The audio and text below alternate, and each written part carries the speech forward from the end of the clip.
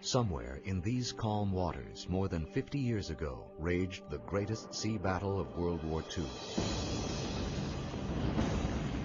The Battle of Midway changed the course of the war, ending Japan's westward advance and sending 4 of its aircraft carriers plunging to the ocean floor. Now, using state-of-the-art technology, a team of experts plans to find and photograph at least one of these lost ships, which lie hidden more than 3 miles below the ocean surface.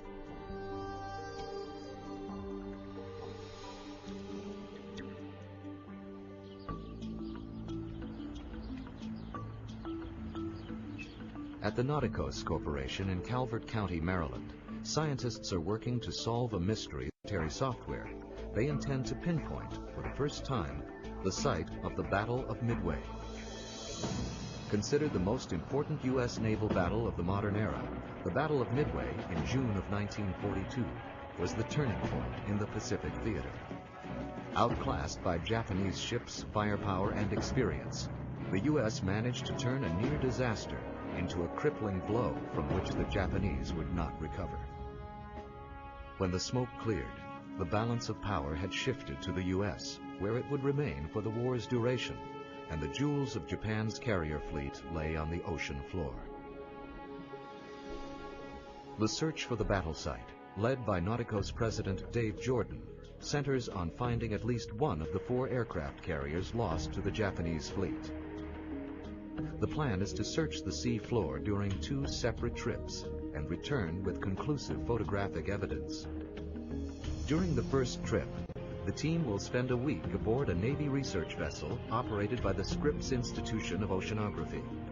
Using the latest in side-scan sonar technology, they will search for likely targets to focus on later. This first phase is both crucial to the project's success and a significant challenge, like locating an 800-foot needle in an ocean-sized haystack. We were independently pursuing a cooperative research and development agreement with the Naval Oceanographic Office. The Naval Oceanographic Office collects data. We survey the world's ocean, collecting data for the military for requirements that they have. We go anywhere from shallow and near shore to deep water.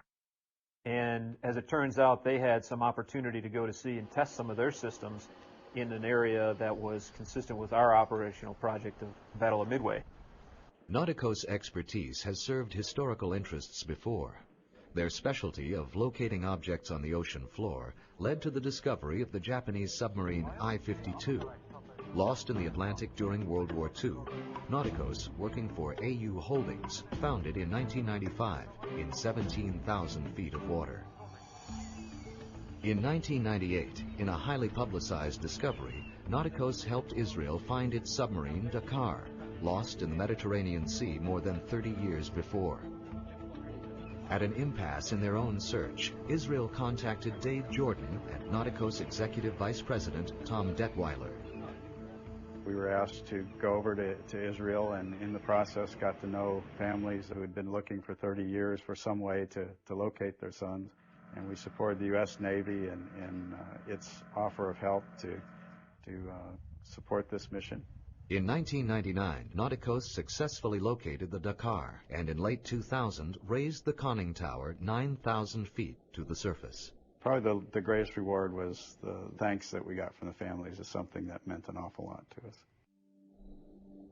Sitting at twice that depth, or roughly 3.5 miles below the surface, the Japanese fleet poses a particular challenge for the search team. In addition to the problems of working in such deep water, few records exist to help estimate the surface location of the original battle. The aircraft that took part were unable to take accurate navigational data during the heat of battle, and any Japanese records were either destroyed after the war or went down with their ships in the final moments of this pivotal conflict. Today, however, modern technology offers hope that the fleet can be found, despite the difficulties. In a strange irony, it was another technology, but a much older one, that was instrumental in sending the fleet to the bottom.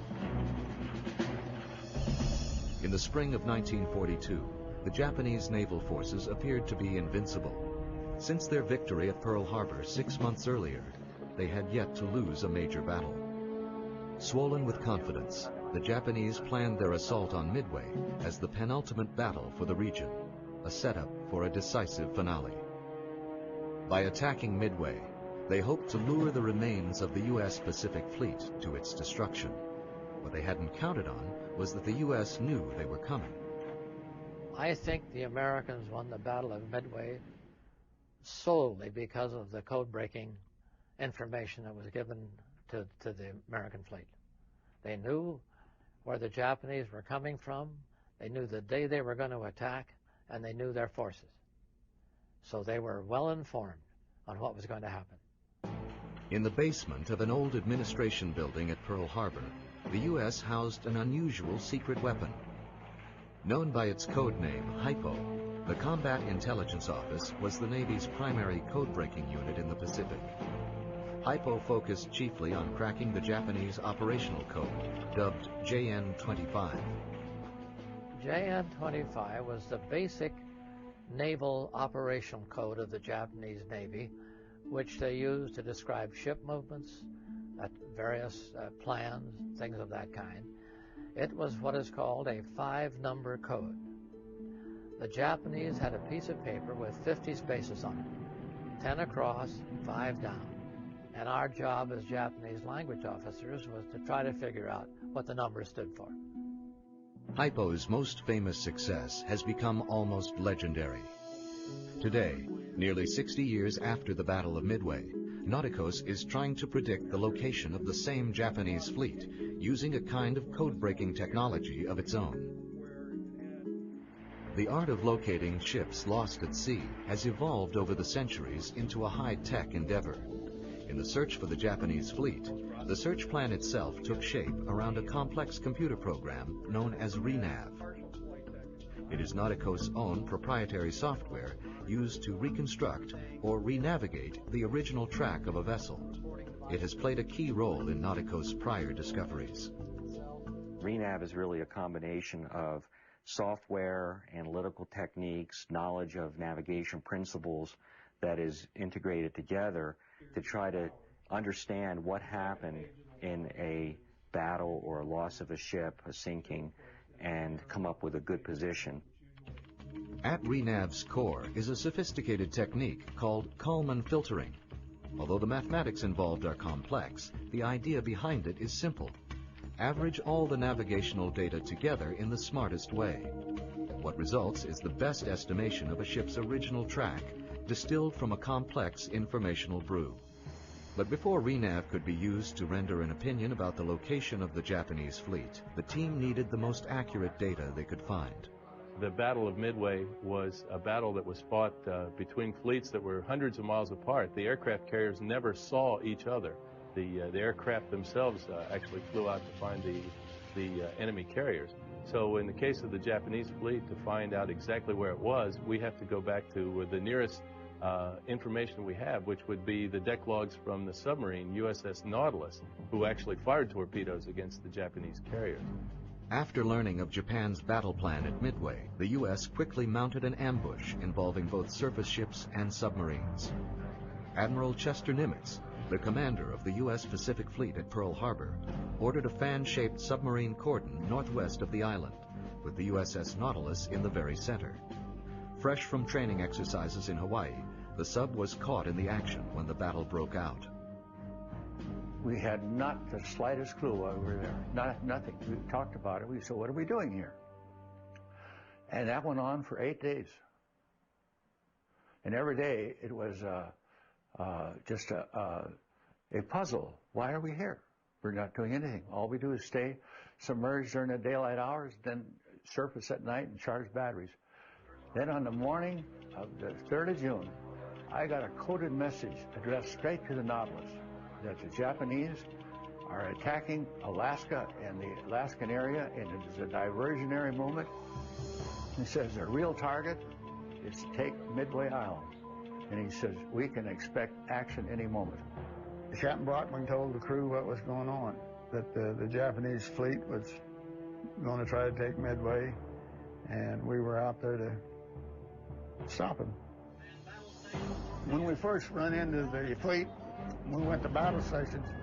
It was in the morning.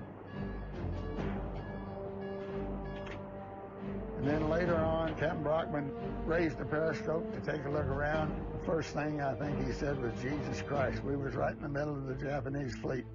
There's no doubt about it, because the captain was spinning his periscope left and right, trying to encompass everything he could see. He must have been quite startled. I imagine it's real interesting.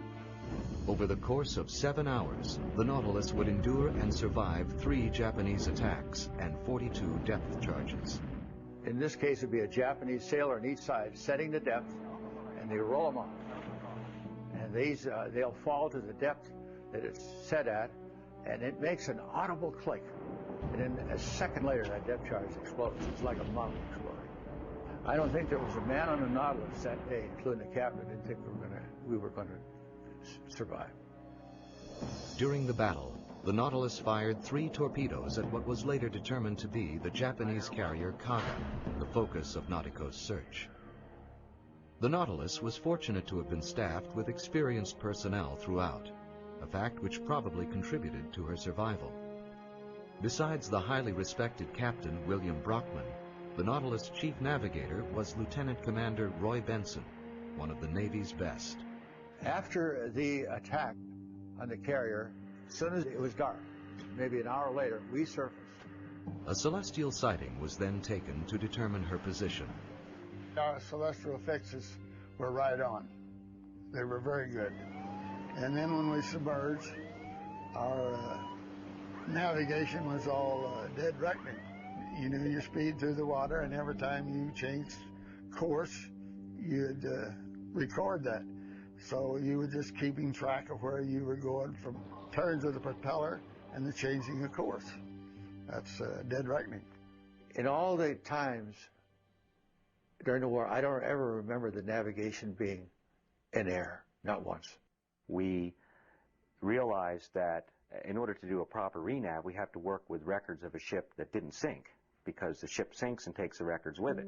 In this case, we found a ship that had sighted our primary target, the Kaga, shortly before it sank. And we had the records for this ship, the Nautilus. After the Kaga went down, the Nautilus returned to Midway to refuel, recording navigational data along the way. When she arrived at Midway, her crew emerged to a devastating scene. When we arrived at Midway Island that morning, I think we arrived there about 0700. We were the only ship in there. It was just awful. Here were the PT boats idling with their engines quietly, and they were putting the dead that had been bombed the day before on the stern of the PT boats, and they were covered with bunting. Midway Island was leveled. Here were buildings that were black and burned, and people just wandering around in a state of shock. Now, more than 50 years after the war, very little about Midway Island has changed. It is still an exotic and remote pinpoint in the Pacific, yet once again a strategic location. It is from here that the team will begin its 2-part search for the Japanese fleet. On the morning of May 7th, 1999, the Nauticos and Navy team is anxious to get underway. After years of research and planning, the long-held dream of finding the Japanese fleet is finally within reach. Following last-minute checks of equipment and supplies, the team is underway, slicing through the blue Pacific. In addition to being the most practical location from which to begin the search, Midway is also the starting point for the renavigation. The team will follow in reverse the general track of the Nautilus as she returned to Midway after the battle. Using the Nautilus log data, Nauticos Renav software has calculated their potential target area to be almost 170 miles northwest of Midway. This is the last known location of the Japanese aircraft carrier Kaga, which was fired upon by the Nautilus. The journey to the site will take approximately 12 hours aboard the USS Melville. Owned and operated by the Scripps Institution of Oceanography, the Melville is the team's floating laboratory for this first of 2 trips. For the next 8 days, the team will conduct a 2-part sonar survey of the ocean floor.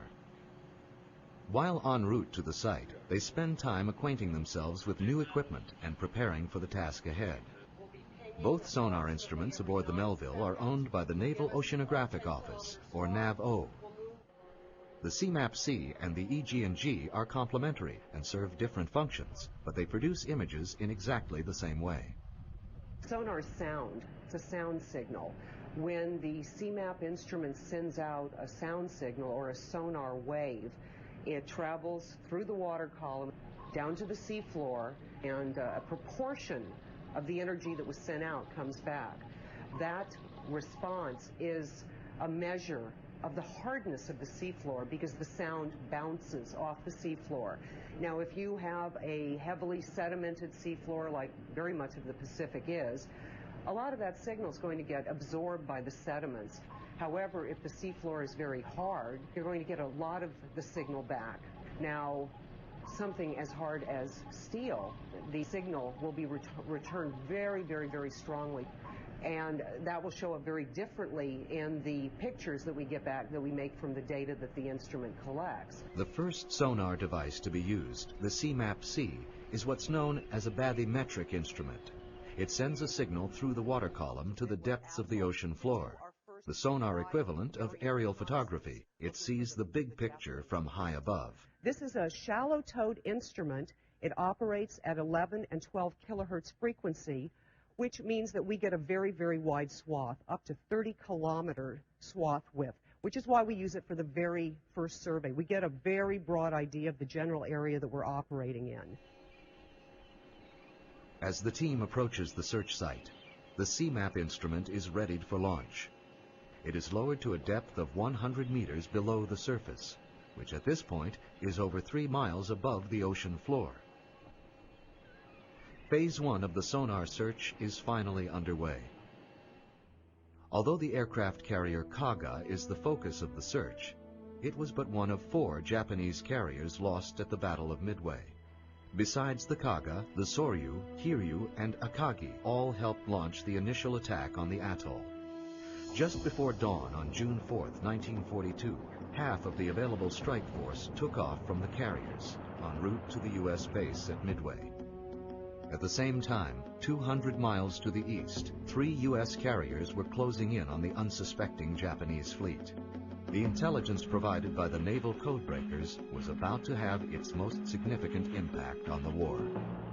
While the Japanese were occupied with attacking Midway, the U.S. launched its strike force from the Hornet, Enterprise, and Yorktown.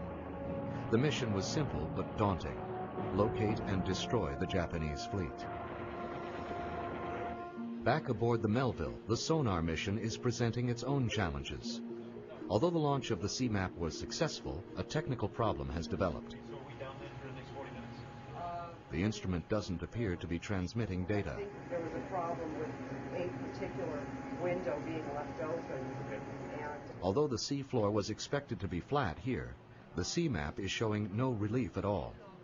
The decision is made to reboot one of the computers. The ship must be turned around and the survey begun anew. Spencer King, Nautico's project associate, informs the bridge.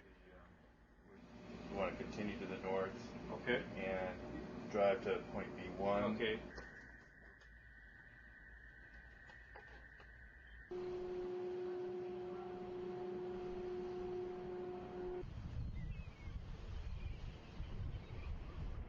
Just about here, we had a computer problem, and the ship continued north, and we've since cleared the problem. So we are turning around, we're coming back down, and we're going to intersect our original search plan. So what we'll do is I'll generate some points, and we'll come back around to the east. We'll come down here, and then we'll regain the original AB line, and we'll run back that line again. Which is the most interesting area. We should be getting into the seamounts area. This unexpected delay could prove costly later, especially if time runs out before the best targets can be explored. I'm not getting a file yet. Okay, I see it. However, the preliminary survey is the only one to cover the entire search site. If the team misses something here, it could be lost forever. North of it. An hour later, all systems are working, and the decision to turn around appears to have paid off. They've found a target. So what we're seeing here is this is a ping, and this is a ping. Each one of these columns of little squares is a ping, and each one of these little squares is a pixel. Now, the interesting thing about this image here is that we see several pixels that are completely black, and that's very unusual. That is what we call clipped. The system could not go any higher, and that's a very good indicator that this is a man-made object. That what we're looking at is not manganese nodules or volcanism, but is definitely a man-made object of steel or some other metal.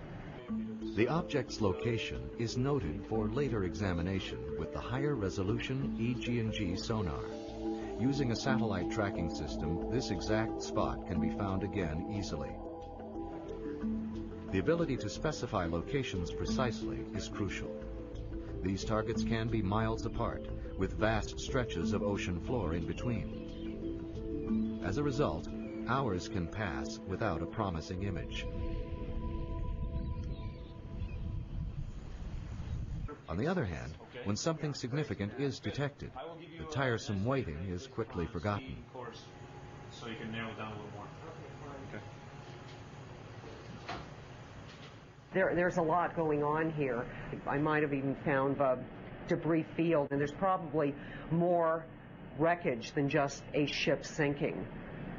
Probably pieces, airplanes, different objects there that are going to be reflective to our system. After almost 30 hours, this is the best target yet. A debris field is often indicative of a catastrophic event. I think I've seen a little airplane in there, too.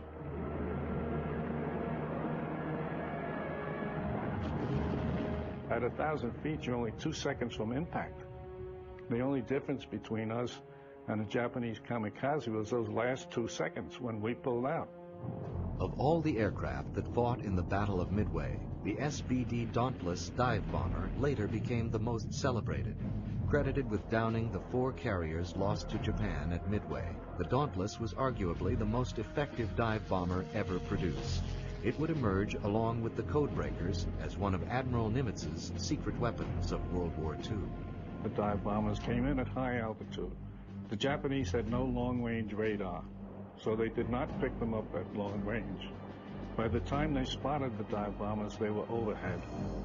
When they were overhead and rolling into their dives, it was only 30 seconds in the dive that the Japanese had to fire at them. There was little for the enemy to do but hope that the SBD's bombs fell wide. But the SBD's sharp angle of attack allowed the pilot to guide his bomb with deadly accuracy. The steeper an angle that a plane dived at, the greater the accuracy of hitting a target. We were trained to hit a target within 50 feet consistently. And the only way you could do that would be in a vertical dive. The key to the SBD's 70-degree dives, the steepest of any dive bomber, was a piece of technology possessed only by the U.S. Known as the split-wing dive flap, it was an air brake with a unique characteristic. In a vertical dive, if you're at an extremely high speed, you have to pull out high, but with the dive flaps, you can go low, and in going low, you can pull out safely. This aggressive style of bombing had a fortunate defensive byproduct. Japanese anti-aircraft fire was virtually incapable of touching the SBD. The dive bomber was practically invulnerable once they got into their dive.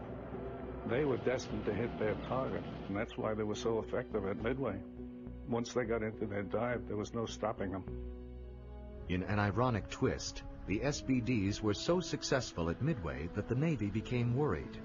The concern was that America's enemies would see the effectiveness of the SBD and successfully counter it.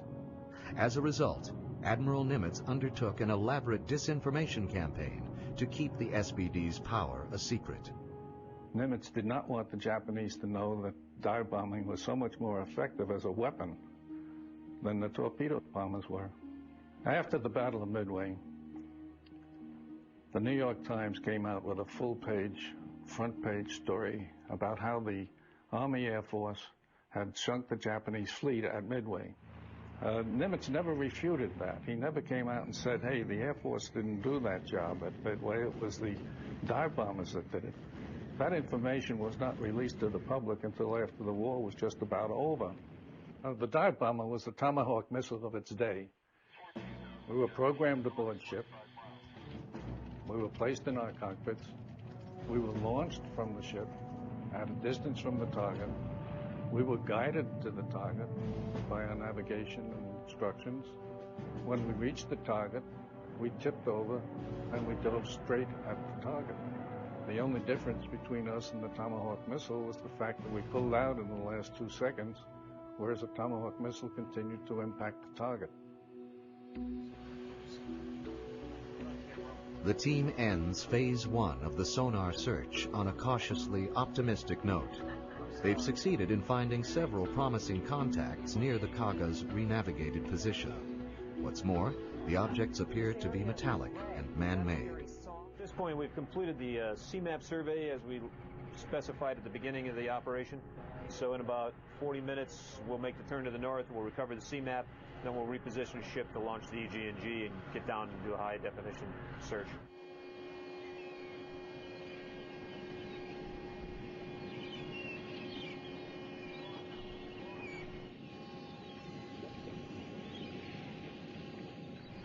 As the CMAP is hauled aboard by one crew, another prepares the EG&G for launch. Unlike the CMAP, the EG&G is a deep-towed system. Up to 6 miles of cable are needed to lower it to the ocean floor. Because of the tremendous forces involved, the EG&G requires a much more sophisticated towing apparatus. Deep within the ship, the miles of towing cable are stored on a massive drum. As the EG&G is lowered or raised, the cable is spooled off or on, much like a fishing reel.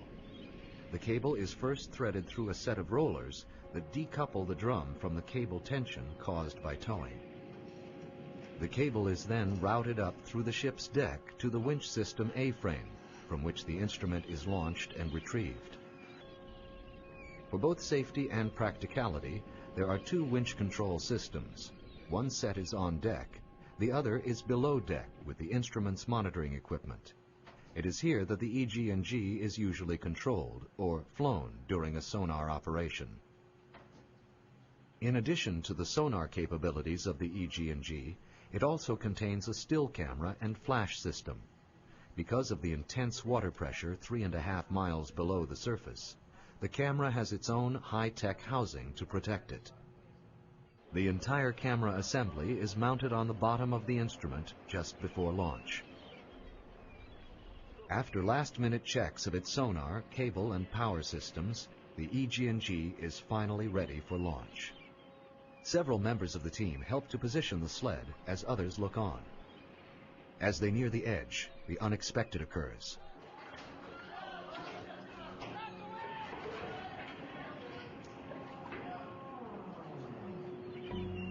The EG&G is launched straight up and into the pulley assembly.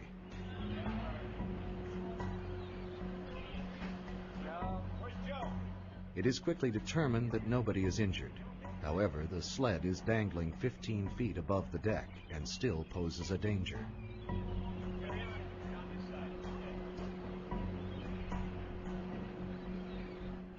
The ship's captain arrives from the bridge and confers with the team.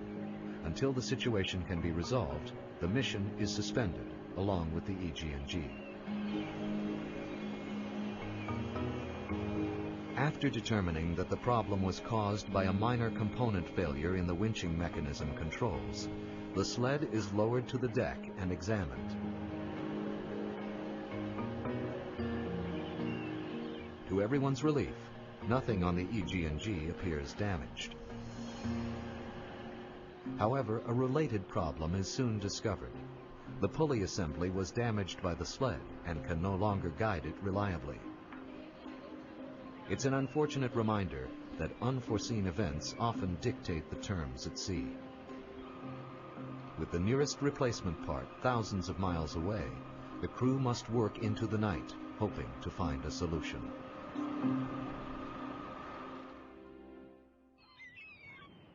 The early morning is a time of transition aboard the Melville. For some, the day is begun with breakfast or conversation in the galley. For others, exercise before relieving the night shift. This morning, however, several crew members are ignoring their normal shift change. With the search mission on the line, they've worked through the night to repair the damaged pulley assembly. After several tests to determine the repair's integrity, the team is confident enough to attempt another launch of the EG&G. Once again, the sled is put in position and lowered into the water. The crew's perseverance appears to have paid off. The launch is completely uneventful, exactly what was needed. With the sled plunging to 17,000 feet, the team prepares for the next phase of the search. Hopes are high that the previous targets will prove to be wreckage from the Japanese fleet. Their setback now behind them, the team can once again focus on the search mission. Their goal now is to tow the EG&G into deep water and home in on targets found during the first survey. Because the EG&G is towed so much deeper than the CMAP, navigation during this phase is significantly more complex. Now the EG&G system, the high-resolution system we're towing right now, that's towed about 100 meters off the sea floor. There's miles of cable stretched out behind the ship right now to the instrument. So when we cross a particular patch of ground, it takes the instrument about 2 hours to get to where we are right now. This lag presents a challenge when flying the sled near the ocean floor. Underwater geology, including mountains and volcanoes, must be negotiated from miles away. Especially in this region of the Pacific, these features are massive and frequent. Our primary area of interest is here for the Kaga. There's a seamount right here. So that's significantly going to complicate trying to find these carriers. Any bathymetry with seamounts and canyons and such is difficult to search in. After 3 hours, the EG&G instrument has finally reached the ocean floor. Shortly, it will begin sending back images from one of the targets located during the CMAP survey. On the basis of this survey, we chose 3 or 4 targets, and we are now in the process of going back to these areas with the higher frequency system, the EG&G, that is towed near the seafloor, that will give us more of a up-close picture of these same targets. I'll give Rob a call, tell him to slow to 1 knot. Okay. Got a little something here on the edge. After investigating the first target site for several hours, the team has moved on. But the data were promising enough that they plan to film the site during the optical phase of the search in 4 months. They're now at a point several miles away, towing the EG&G directly over their second target of interest from the CMAP survey. On the CMAP, this target was a fairly discrete area. On this target, it was much more dispersed. It just seemed to have more expression in the CMAP data. Maybe a sonar scan of the same target can sometimes look different when imaged with separate instruments. In this case, the image obtained from the EG&G looks less distinct than the original scan from the CMAP. The team is having difficulty determining whether the target is wreckage or geology. What it appears to me is we have a large, almost like a little plateau. It sticks up about 10 meters above the bottom. It's almost like an island top. It's like a plateau. Oh, I don't think it's geology, and I think that the variation in the gray shade in the sediments was caused by the wreck hitting the bottom. Because after some discussion, the team has assembled to decide how to proceed. Time will soon become a limiting factor, and they still have other targets to investigate. But they conclude that the target deserves one more pass. This time, they'll approach it from the opposite direction, imaging it from a different angle.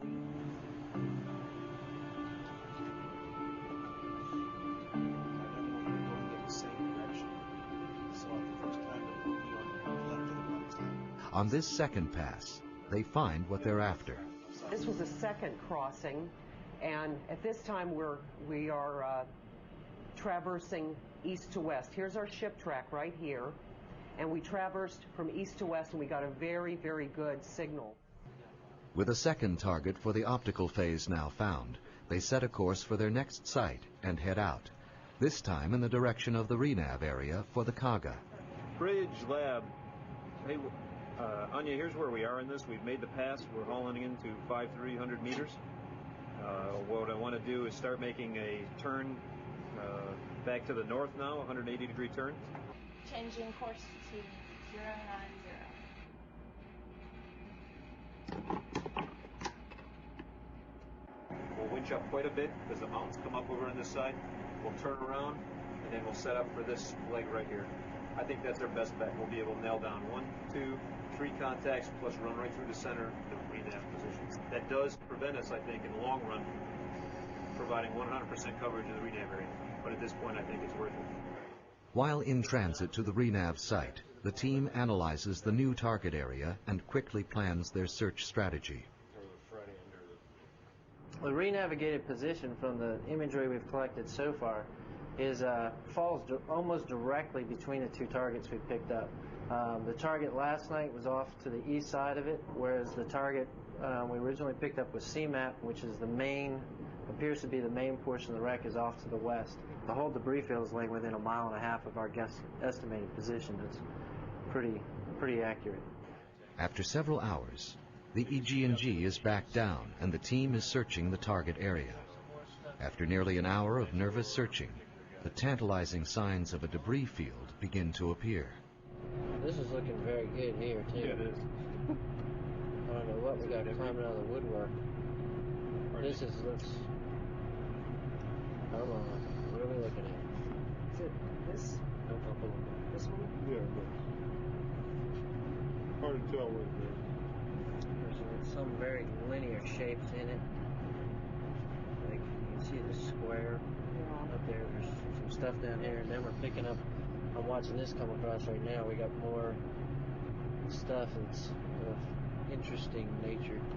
These things typically you end up, as it falls to the water column, the lighter stuff comes off, and you end up with debris fields.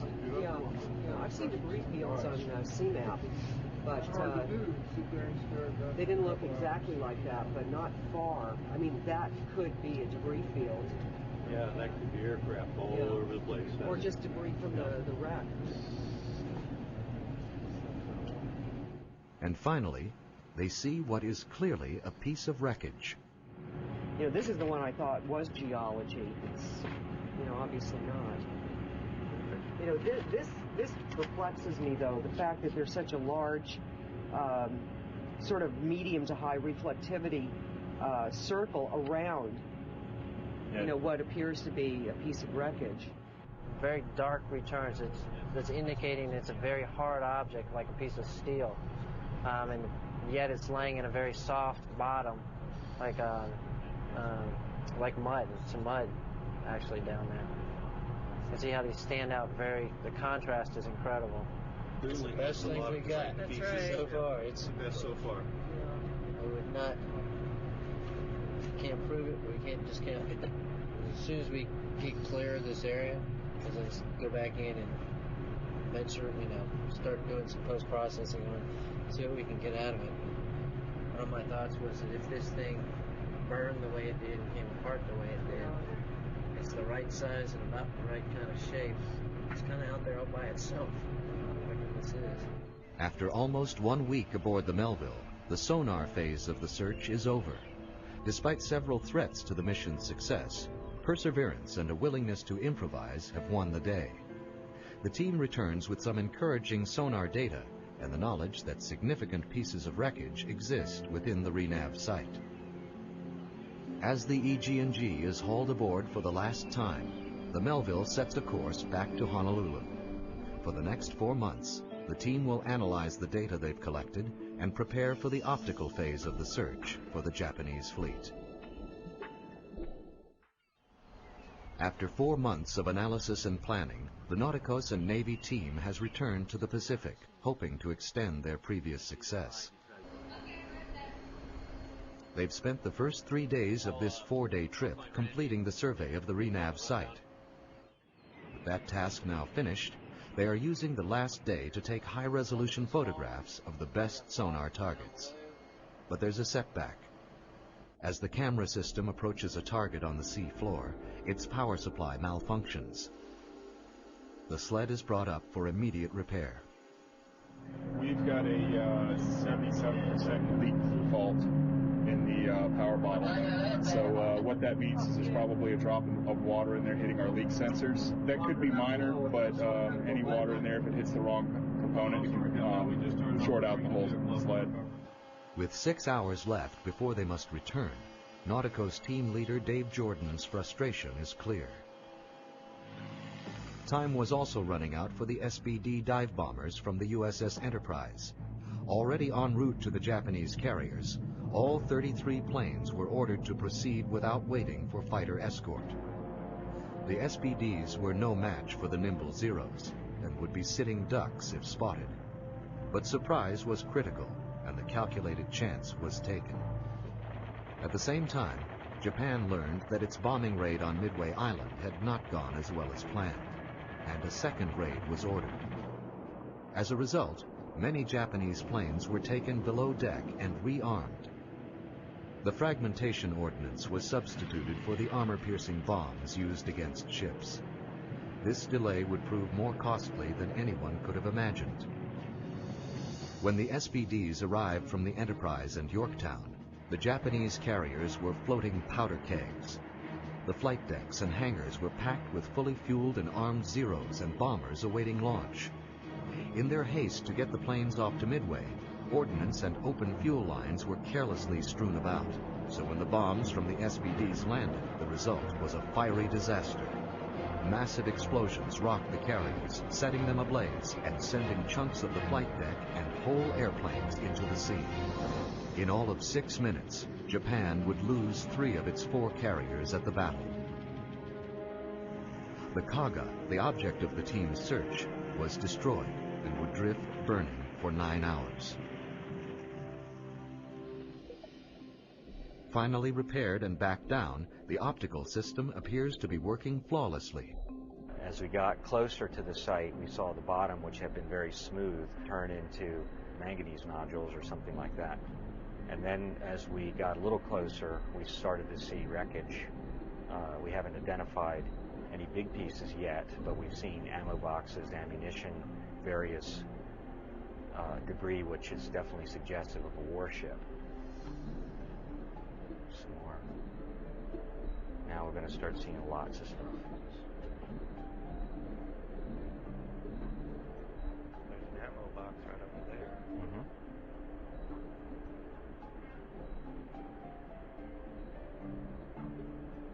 Then, suddenly, a shadow looms. What is it?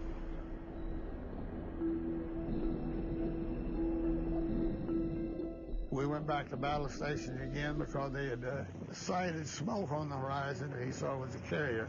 We fired torpedoes, and if I remember correctly, we got 2 hits. We heard 2 massive explosions, and the whole sea just reverberated. And we knew right away that the carrier had blown up. Although it has never been determined whether the Nautilus torpedoes detonated, one thing is certain. The Kaga soon plunged to the ocean floor. Shortly after that, we heard some crackling up, and you could hear the carrier breaking up as it sank. It seems to me that Captain Brockman took a look about that time, and there was no more carrier in sight, so it went down, and the noise we heard was the carrier breaking up and popping up and crackling as it went to the bottom. All right.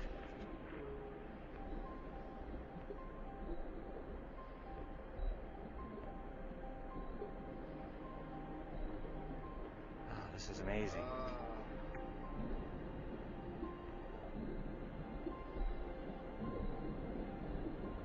So that could be one of these structures on the end that came off. This is a definite piece of wreckage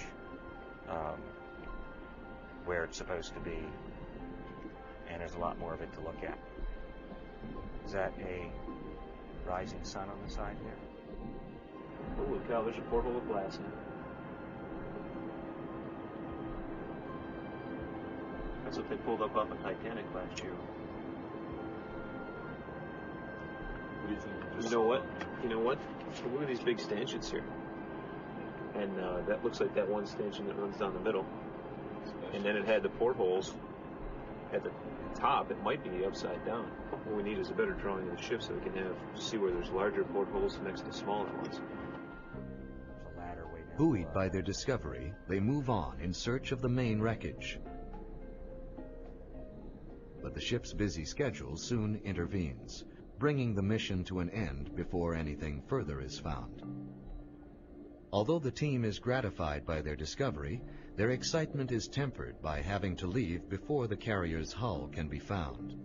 Ultimately, however, the mission's overall success is undeniable and reward enough. We've clearly found the target we're looking for. Unfortunately, that target is in pieces and we haven't found them all. There's more to find of that. There's work to do to identify which of the carriers we found. In 4 days, we've accomplished a month's worth of work, I think. But again, this is one of the better ones, but you can see that it still is. With their search at an end, the team returns to Nauticos headquarters, having accomplished much of their initial goal. Over a 4-month period, they successfully located the site of the Battle of Midway and have the photographic evidence to prove it.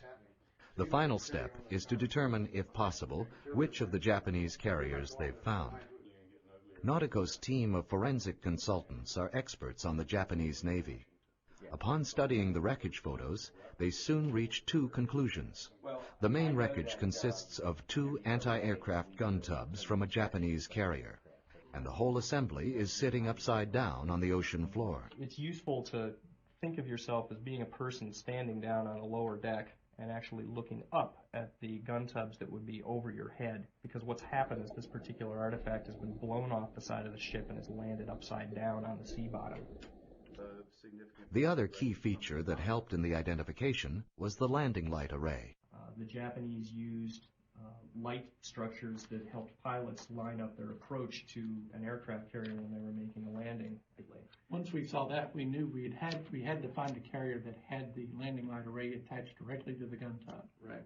But the problem, focusing on those specific features, they were ultimately able to rule out the Hiryu, Soryu, and Akagi. So that leaves us with Kaga. On the basis of this photo, we were then able to go out and identify the ship positively. this piece of wreckage, no doubt, is absolutely the Kaga. Yeah, that's right. That's correct. Photographic evidence of the Kaga marks the mission as a technological success. However, Nautico's search was never about the technology alone. It was about solving a mystery, about determining the location of a battle that changed history and the lives of those who fought it. When we were surveying in the region where the Japanese carriers were sunk, I used to stand on the fantail and look out at the water and wonder what it looked like on that day so many years ago. You got a feeling from the water and wondering what it looked like, the planes whizzing in, battleships on fire, and the abrupt end of all those young lives. Resting 3.5 miles below the surface of the Pacific, wreckage of the Kaga offers mute testimony to the best and worst traits of the human race. Sent to the bottom by hostility, the remains of the Japanese fleet were discovered by means of a more noble and enduring human trait, ingenuity. Although more work lies ahead, the mission was an important validation of skill and technology, and its chief success was in offering a glimpse of what lies beyond, waiting to be discovered.